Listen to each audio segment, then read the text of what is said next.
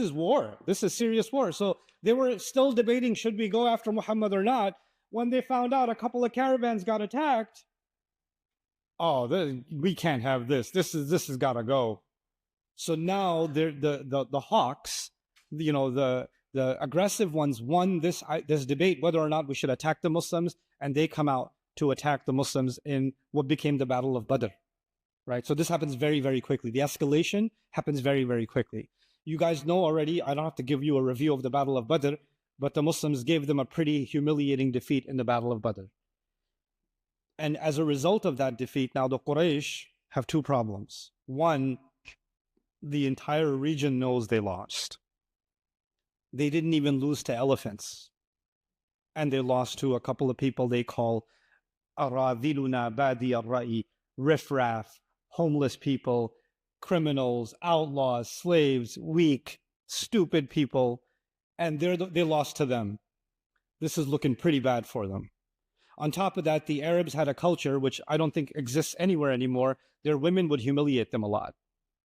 So, of course, you don't know anything about that.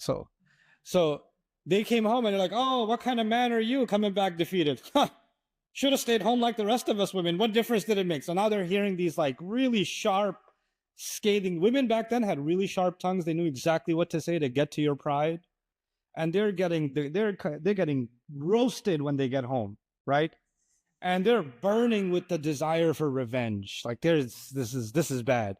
So they don't go, after losing Badr, they don't go home happy. They go home with rage.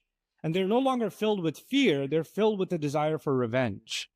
So they don't come the next time with 1,000. They come with between 3,000 and 4,000.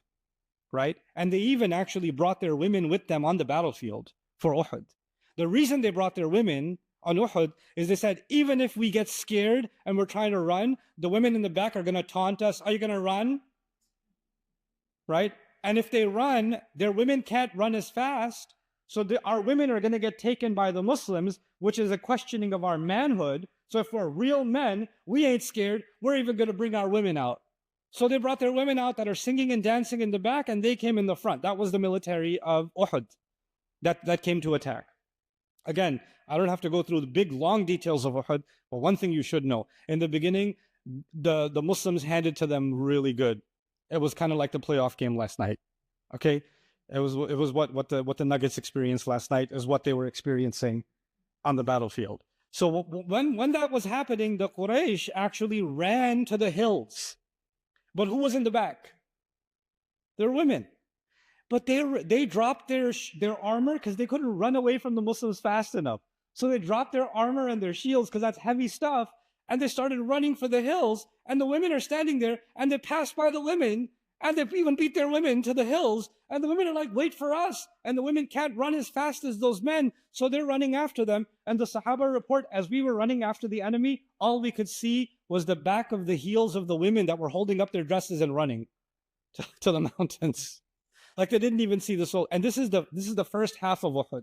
Then, of course, when Muslims saw the shields and swords lying on the field, they left their post. Some of them left their post, and Khalid ibn Walid, who wasn't Muslim yet, came around and basically backtracked on them, right, and flanked them.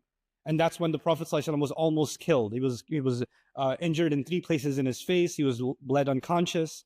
There were multiple attempts on his life in that time, and this was the first kind of victory of the Quraysh, sort of victory. And they talked a lot of trash by the end of that. لَنَا الْعُزَّى وَلَا عُزَّى لَكُمْ. We have Uzza, their false god. The Uzza, by the way, is the feminine form of Al-A'az, from Aziz, like Allah's name, Al-Aziz, right?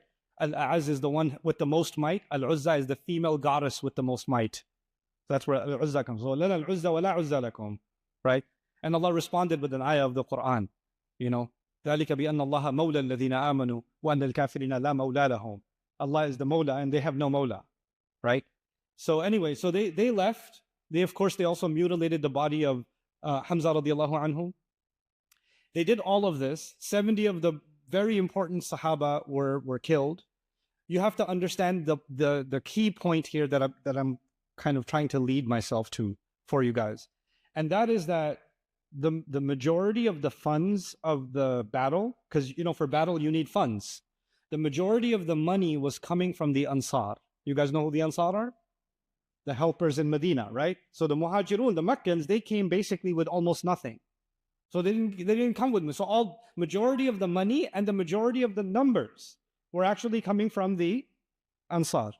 When the Ansar, major numbers of the Ansar are killed in Uhud, each one of those people that's killed was the head of a household.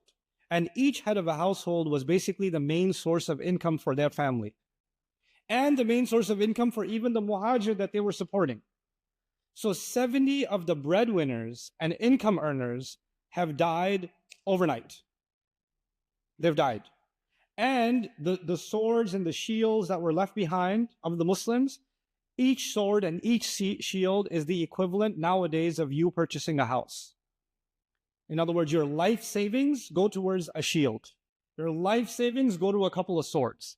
So when the Quraysh picked up the swords and the shields of the Muslims lost enormous amounts of wealth and they lost their breadwinners all in one go.